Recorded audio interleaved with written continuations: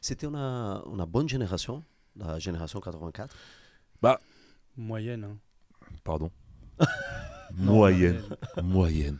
Ah, il y La avait du talent. Il y génération- avait du talent. La mais- Il génération. avait dit, je vais pas parler beaucoup, toi. Et quand Ouais. il parle, il te critique. Bah, c'est pas un Attends. pote, ça. Non, C'est mais pas faut- un faut le pote, ça. prouver. La génération 84, on a traumatisé trop de monde. Il arrive avec sa casquette basket. Putain, Oh là là. merde. Jamel Tamerni, J'arrête, on le connaît, on a grandi ensemble. D'ailleurs, quand je vais à Clairefontaine, première année, j'arrive aux Essarts-le-Roi, d'ailleurs, et c'est là que je rencontre. C'est lui dans ta le- classe. Et je suis le seul externe. À jouer bien au ballon. Non, justement, c'est moi le ballon, t'as vu. Mais non, mais c'est que j'étais effectivement, j'étais aux Essarts-le-Roi. J'étais le seul extérieur à être dans leur classe, en fait. Ah, ok. Et donc j'étais dans la classe de Jacques. Exactement. Voilà. Et donc, ça se passe bien, c'est 3 ans à Clairefontaine. Ah non, non, ça se passe plutôt pas bien du tout. Mais attends, t'avais posé une question. Hmm. La génération 84. Ah oui, la génération 84. Bah, la génération 84, Moi, je me souviens de Mourad.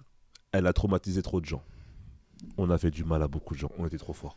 En Ah tout oui. cas, INF 84, on a été la génération, par exemple, tu as vu les 86, c'est Ricardo Fati, Oui, ton frère. Atem Ben Arfa, Abou Ouais, Dhabi. ouais. On jouait contre eux, Eh, ah. non seulement on les battait score large, et en plus, Francisco Filho, qui était un très bon coach brésilien, qui a tout compris au football, il disait, les gars, on joue qu'avec le mauvais pied contre eux. Que le pied gauche. Moi, j'étais droitier. On joue qu'avec le mauvais pied. Demande à Atem Ben Arfa, quand tu l'inviteras ici. Ricardo Fati, je sais pas si j'ai venu ici, Ricardo Fati. Il va venir. Avid Ricardo, Avid Abou Dhabi, le petit Belaïd, Ah, tout ce j'espère, monde-là. j'espère. Tu leur dis, hey, Jacques Fati, ce qu'il dit la vérité. On a joué avec le mauvais pied contre eux. On les a au football. Le Brésilien. Tu vois ce que Des je veux dire. fleurs, des fleurs. Et le coach de 86, c'était Monsieur Dussault. Ah, ok. Claude Dussault, qui Ouais, est ouais, barbu, ouais, barbe ouais. blanche, Ouais. directeur du centre, très, très strict, tout ça. Qui est parti au Japon, lui, après. Ouais. Donc on leur a montré le football. Et tellement on était bon, à un moment donné, Francisco, il dit aux joueurs de 86, on était à 11 contre 11. Il a dit à tous les jeunes du 86, allez, tous sur le terrain. Ils étaient au moins 20. Allez jouer, essayez de marquer. Et tu voyais Mourad Megni, Ah, incroyable. Luigi il était- Lombard, Baptiste Ibrahim, Damien Perki, Jacques Fati, Christian Dominguez. Tous ces noms-là qui m'ont traumatisé. Ludovic Sylvestre. Tous ces gars que j'ai cités, on était vraiment au-dessus. Ça veut dire qu'on avait une bonne équipe de copains, une vraie cohésion, et on a beaucoup travaillé, on a bien travaillé. Jusqu'à, on a fait la 3e année de Clairefontaine, on a fait un championnat, on reste en équipe. On a perdu en finale contre Lyon, en finale de Coupe de France contre Lyon à l'époque. D'accord. Une finale qu'on devait gagner, mais qu'on a perdu. Il y avait qui en face à Lyon? À Lyon, il y avait Jérémy Berthaud. Ah oui, l'arrière droit, là. Ouais, latéral gauche. Gauche. Berthaud et d'autres encore. J'ai oublié, il y avait un Présus sénégalais devant. Une belle équipe. Une belle équipe de Lyon. C'était on a défaite pas. C'était pas une défaite méritée. On méritait de gagner Non. clairement Clairefontaine parce qu'on avait la domination du ballon, mais eux, ils étaient vraiment efficaces. Donc Lyon, la seule équipe qui nous ont battus, on avait fait 0 défaite de toute l'année. 0 défaite. Vous avez joué qui? Je voudrais te parler de la nouvelle collab entre Arena et le Parc à maillots. Si tu cherches des maillots de foot historiques, rares et exotiques, le Parc à maillots te propose une collection à prix cassé. Max 35 € pour les maillots de foot comme celui-là et 35 € pour les trainings. Avec le code promo ARENA10, tu as 10% de réduction sur le panier. Peu importe le montant, 100% authentique. Les maillots, ils sont certifiés. Et si tu regardes cette vidéo à la télé, n'hésite pas, flash le QR code ici en haut. Sinon, tu trouveras le lien et le code promo dans la description de cette vidéo. Le parcamaillot.com, c'est une super idée cadeau pour rester sapé avec du style. C'est de vrai, c'est authentique, c'est certifié. N'hésitez pas. Arena 10 pour 10% de réduction. Allez visiter le site web, leparcamaillot.com. On a joué Saint-Etienne, on a joué des équipes de Présus Saint-Etienne, des vrais Stéphanois, genre les Renois costauds, tout ça, tu vois. On les a battus, on a tapé tout le monde. Et on perd en finale. Mais de là, après, je fais l'équipe de France. Donc j'intègre l'équipe de France, on va en Coupe du Monde, Championnat d'Europe, où Bah, là, tu- même sur le plan national, on était bon. Oui, tu commences à intégrer l'équipe de France en U15. Ouais, j'étais 15, surclassé. 16, 17. Voilà. Après, il y a un espace, tu fais espoir. Ouais. Et après, au Sénégal, on Voilà. va revenir après. Donc ouais, je faisais U15 où j'étais surclassé en équipe de France. J'étais 84 et je jouais avec les 83. Ah oui, J'ai surclassé. en Ensuite, équipe j'ai de réintégré mon équipe de France à moi, capitaine. Et ensuite, U15, U16, U17, U19 Et espoir, j'étais capitaine de l'équipe de France. Et en 18, Capitaine de l'équipe. ouais, en U17, on gagne la Coupe du Monde. C'est-à-dire que maintenant, les 84, cette génération-là, a traumatisé même le monde entier. L'étranger. Les Brésiliens sont venus là. Les Brésiliens, il y avait qui? Il y avait Macon, je crois. Macon. Il y avait Maxi Lopez. Non, c'était Argentine. Ah. Il y avait qui? J'ai oublié des vrais noms. Argentine. T'avais Carlos Tevez. ouais. Carlos Tevez. Tevez. Mascherano. Tous Ah là. ouais. Allez là. Va là-bas. Va là-bas. Voilà. Brésil, on les bat. Argentine, on les bat. Nigeria, on les bat. États-Unis, on bat tout le monde. Et on gagne la Coupe du Monde, tu vois. Donc ça veut dire qu'on a traumatisé des gens, même jusque dans le monde entier, ils nous connaissaient. C'est pour te dire que les 84, quand tu me dis, ouais, moyen. Mais- Non, Alors- je suis pas d'accord avec toi. Alors, mais qui alors, Oui, maintenant la question de savoir qui a percé, Voilà. qui est devenu pro. c'est pour ça que je dis Oui. ça, eu égard de ce qu'on voit Oui, aujourd'hui. Quand tu parles de Mascherano, de Macon, il n'y a aucun de l'INF 84 qui arrive Lui qui arrivait à un niveau... au genou, quoi. Ils n'arrivent pas au genou. Non, mais c'est qu'à un moment donné, pourquoi est-ce que dans la génération 84, il n'y a pas eu un crack qui est arrivé Mourad aurait pu être ce crack. Bah oui, il y en a qui auraient pu l'être, qui l'ont pas été parce que des blessures. Mm.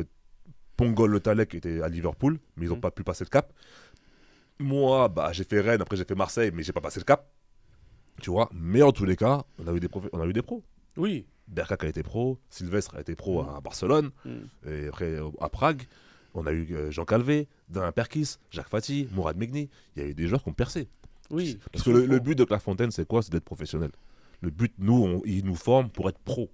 Donc il y a où des joueurs pro? Donc on a eu Dans des joueurs cette pro. génération. Il y en a eu 6-7. Et voilà. Jacques, tu as fait le test comme attaquant. Mais pendant ces 3 ans, tu es défenseur central. Parce que, Donc, parce que mon coach, Tout de suite, tu vas derrière. parce que mon coach brésilien, Ah. Francisco, Francisco. il est encore là. D'ailleurs, c'est un coach que j'aime énormément, qui m'a appris énormément. Il est où? Il est dans le 78, hein, vers Clairefontaine, là-bas toujours. Il faudra l'inviter, lui. Si tu m'amènes lui ici, alors tu viens avec moi. J'aimerais bien. Ouais. Il faudra le faire bouger, hein, parce que Francisco. Il a quel âge, Ah, Francisco? maintenant, c'est un ancien. C'est un Oui, ancien. Mais, il peut faire l'interview. Ouais. mais En portugais, vu qu'il est capverdien. Ah. tu m'enverras une vidéo, tu lui parles en portugais, je vais lui envoyer comme ça. Je dis, coach, venez parler un peu quand même. Parce que moi-même, j'ai besoin de lui pour qu'il puisse, son savoir qu'il puisse se partager. Parce Oui. que maintenant il est devenu un peu âgé. C'est ça le truc. Et là, il est trop important pour nous, ces anciens élèves, qui puissent partager un peu, lui, sa philosophie du football. Je l'ai vu il y a quelques mois, et je vais parler de mon académie de football que j'avais à PFA. Tu dis, coach, ce serait bien que vous puissiez nous accompagner. On va aller chercher à la maison. Voilà. Et il a dit. Tu sens qu'il est intéressé, mais maintenant il a pris de l'âge aussi, je pense. Il est fatigué. Il est fatigué. Mhm.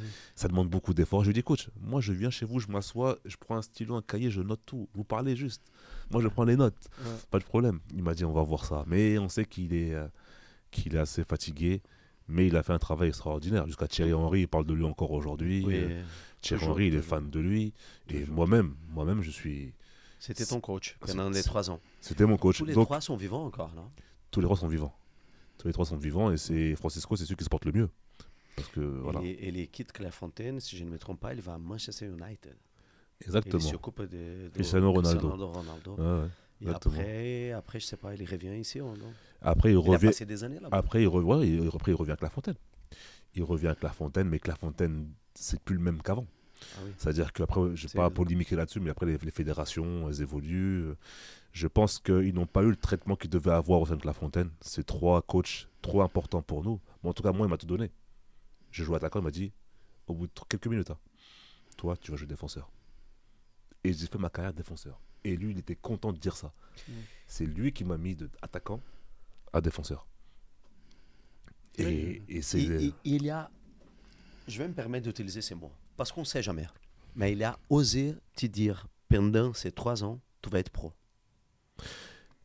C'est vrai ça? La première année, non. La première année, c'était... On regarde l'évolution des enfants. Tu vois, la première année, il était là, il était dur avec moi. Il était vraiment dur. Ah, il était dur. C'était mon premier... Avec toi, avec tout le monde? Avec tout le monde. Avec tout le monde, mais avec moi, il était vraiment dur. C'est-à-dire que, tu vois, c'était pas bon. Oui, non, t'es espèce d'amateur. Tu seras jamais professionnel. Tu vois, tu seras jamais professionnel, toi. Jamais. Il disait ça, tu sais, à tout le monde. Mais par contre, quand... Et tu donnais les moyennes. il nous apprenait le football bien, mais quand ça allait bien, quand c'était beau, il savait le dire aussi, tu vois. Quand c'était bien, c'est super, il était là, il était content. Il dit au Brésil, c'est comme ça, au Brésil, moi, Pelé. Tu vois, je veux dire, moi, j'ai connu Pelé, j'ai joué avec lui, contre lui. Derrière toi, là. Ah ouais, le roi. roi, il n'y en a qu'un comme lui. Et Francisco, c'est celui qui peut en parler le mieux. Lui, il parle pendant 1 heure, tu écoutes comme ça. T'écoutes, tu dis rien. Parce que c'est une Bible vivante, le gars, il parle, il parle. Encyclopédie, quoi, de foot. Oh là là là. Incroyable. Donc si tu peux l'inviter, ça serait bien. Voilà. Et parce que franchement, lui, c'est quelque chose. Il faut l'écouter parler. La vision du football, la philosophie du football, la technique. Lui, c'est la technique. Incroyable.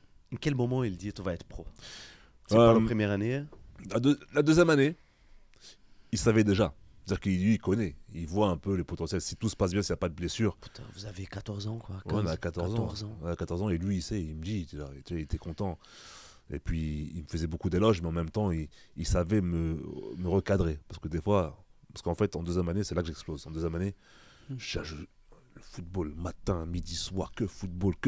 Et à un moment donné, je vois que ça rentre. Je vois que je commence à prendre du galon, je commence à être fort. Je dis, attends, je prends de la confiance. Je joue bien. Et là, il commence à voir qu'il y a quelque chose, tu vois. Et là, il est content. Et là, il me fait beaucoup d'éloges. Ils sont là. Là, t'exploses en fin de compte, au final. En deuxième année, je commence à exploser. Et quand on m'appelle en équipe de France surclassée, là, les clubs commencent à arriver. Tous les clubs. Les clubs étrangers, les clubs français. Je me rappelle de Bologne, moi, à l'époque. Voilà. Bologne, ils sont Quand tu arrivés. sors le maillot, là. Ils m'ont invité en Italie.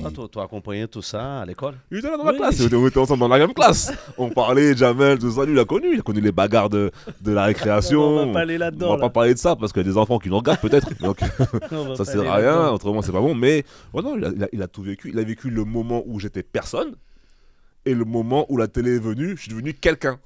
Tu veux dire ou pas? Attends, j'ai une anecdote là-dessus. Je suis obligé de la sortir. La fille. Mais oui. Mais oui. Mais oui, tu vas parler de ça. Il est passé à la télé, c'était une zone interdite ou M6. Capitale. Et donc forcément, il a été sollicité de toutes parts. Et donc il y avait des chiffres qui commençaient à sortir. Et le lendemain, j'entendais toutes les filles dire qu'il était beau. Et après, je me dis, mais comment t'es beau du jour au lendemain? Mais en fait, c'est qu'il était sollicité de toutes parts. Et donc voilà. Raconte-nous cette histoire. Mais tu sais que... Il y avait cette fille il y en a plein. Il y en a plein. Il y en avait plein, mais il y en avait une. Il y en avait une. Carole Boutin. Je sais pas si tu te rappelles de Carole Boutin. Bon, il faut couper le Boutin. N'allez pas voir sur Instagram et tout, c'est comment. Hein. N'allez pas la checker. Elle est mariée, je crois. Elle a des enfants maintenant. Elle fait sa vie. Toi-même. Mais moi-même. Mais Carole Boutin. C'est-à-dire que moi, depuis la première année, je vois une femme. Elle était hyper belle. Elle était pas mal. Et entre-temps, j'avais ma petite copine déjà à Clairefontaine. J'avais déjà Audrey Aymon. Tu te rappelles d'Audrey Aymon? Mais oui, je m'en rappelle. Mais tous les noms, là, je m'en rappelle. Là, on commence à sortir. Là, c'est pas bon. Là, ça, je m'attendais pas. Mais bon, allez, on y va. Ouais, mais c'est pas grave, c'est pas grave. C'est entre nous. Un peu de pub. Il y a rien. Donc, voilà. Donc, donc, j'étais grave derrière Carole, mais jamais me regarder. Ah, t'étais amoureux? Pas amoureux, c'est un grand mot, amoureux. Mais t'as le droit. Tu connais, on est jeunes, on a 13-14 ans, donc la petite copine, on en veut. Donc Carole. Et elle me regarde pas trop, tu vois, elle était là dans son truc et tout. Bon. Et elle dira si je dis la vérité ou pas, parce que ça va sortir, ça va paraître, donc il faut faire attention à ce que je dis. Mais je passe sur Capitale et tout le monde le voit, tu vois. Toute la France. Toute la France, même mon quartier. Paris. Pour qui ne connaît pas, c'est quoi le contexte? C'est en télé? Voilà, c'est une chaîne sur M6. Sur M6, en fait, chaque semaine ou chaque mois, Capitale, c'est tout le truc du tous genre... les 2 semaines. Tous les 2 semaines. C'est toi, ta zone interdite, soit ta capitale. Et Capitale, c'est argent. On parle beaucoup d'argent, de business, tu vois ce que je veux dire. Okay. Et là, business, le football, tu vois, le football, voilà, le monde du football, le jeune footballeur Jacques Fati, espoir du football français. Rennes. À cette époque, il y en avait plusieurs. Il y avait même Jérémy Aliadière qui était passé sur Stade 2. En fait, il commençait à avoir de plus en plus une starification de jeunes footballeurs à cette époque-là, et des choses sortaient. Et en fait, c'était après l'arrêt Bosman de 95. Donc eux, comme ils sont de 98, ils sortent, sont les premiers à être aspirés. Et donc forcément, on avait de la visibilité sur leur contrat. Et on les prenait très jeunes en fait de leur centre de formation. Exactement. Et donc là, Rennes, ils voient que Jacques Fati est sollicité par Bologne, des clubs italiens, des clubs anglais. Donc Rennes, ils disent quoi? À l'époque, c'était Pinot à Rennes. Et monsieur Joël Guézé qui était le coach, qui était recruteur, Patrick Rampillon qui était au centre de formation. Et ils disent, bon, Jacques Fati, il faut le garder. Donc Pinot, qui est l'actionnaire du club, le président tout du club, il dit, écoute, Jacques Fati, il faut le garder à tout prix. Ils ont mis les moyens financiers. C'est pour ça que c'est passé à la télévision. Ils ont des sommes 800 000 francs français. C'était déjà une somme... 800 000 francs français à l'époque, c'était une dinguerie. Ah oui. Il a une maison dans le 78, là, à ce niveau-là. Là, 800 000 francs français et tout ça, Jacques Fati, tac, télévision. Mais moi, je me vois, je me dis, oh là là. Donc, toutes les familles qui le soir regardent ça. Tout le monde regarde, même à la petite Carole, elle est à côté de son père et sa mère. Attends. Elle a dit, je connais ces mecs-là. Je le connais, ce gars. Demain, je vais le voir, t'inquiète pas. Demain, je vais le voir. Et là, que j'arrive. Et là, écoute-moi bien, parce qu'elle, elle savait que j'étais derrière elle. Elle savait déjà. Ah oui. Mon gars, je vais pas dire les détails non plus physiques qu'elle avait qui m'attiraient le plus, mais c'est pas grave, elle était très charmante. J'arrive à la récréation et là, elle vient me voir, mais pas froid aux yeux. Elle me dit, apparemment, tu veux qu'on soit ensemble, toi et moi? Je la regarde. Et mes potes, ils me regardent, c'est dégoûté. Je vois tous mes gars de la fontaine, ils regardent, je dis, oh le salopard. Oh le salopard. Elle me dit, on va parler toi et moi maintenant. C'est bon, il n'y a pas de problème. Toi et moi, on peut parler maintenant. Et tout le monde me dit, t'as vu? Il passe à la télé. Il passe à la télé. Regarde les mecs que ça fait. Regarde, t'as vu? Et c'était une dinguerie. Et donc maintenant, j'étais avec Carole Boutin. Voilà, j'étais avec Carole avec elle, tout, j'étais content et tout. Et... Tu quittes ta copine et tu commences à sauter avec elle. Ouais. Ça, faut pas le dire. Ça c'est pas vrai. Non, mais Audrey et moi, attention. Tu avais une copine avant. Pas ouais, j'avais. Donc, j'avais Audrey. Après, mon Carole, elle est venue. Et franchement, c'était mon premier amour. C'était mon premier amour. J'avais 15 ans. Elle m'a fait trop de mal. Parce qu'après, elle est partie habiter dans le sud de la France. Elle a quitté l'île de France. Elle est partie dans le sud de la France. Et moi-même, je suis parti la voir dans le sud de la France, carrément. Ah ouais. Des vacances scolaires, je prenais mon TGV, je partais la voir, tout. Jusqu'au jour, après, on a cassé, tu vois. On était jeunes. On a cassé, ça, j'ai pleuré comme un con. Ah, j'étais petit, j'avais 15-16 ans. Mais malgré tout, j'ai pas lâché le football, tu vois. J'étais toujours dedans, je lâchais pas, déterminé, jusqu'à temps qu'après, c'est l'équipe de France, capitaine. Et après, j'ai commencé à monter dans les échelons. Et tout cet argent autour de toi et tout ça, est-ce que ça t'a pas fait péter un câble ou non? T'étais serein? Non. Pas de... En plus, il y avait de l'argent que je pouvais pas toucher avant ma majorité, déjà, donc c'était bloqué.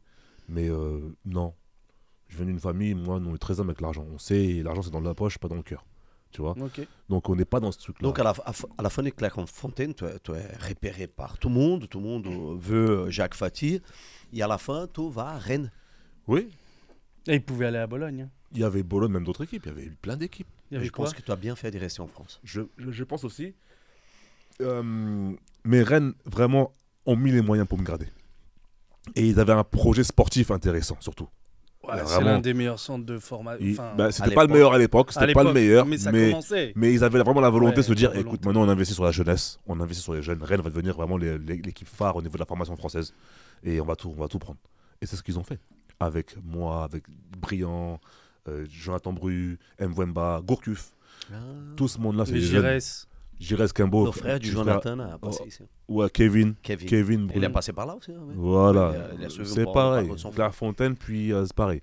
Kevin Bru, etc. C'était Rennes, c'était une très bonne destination à l'époque. Mais Rennes, toujours maintenant. Toujours maintenant. Mais c'est une référence. Ça a vraiment commencé avec nous, ce système-là. C'est-à-dire que nous, on est vraiment les pionniers. Et puis quand on est arrivé à Rennes,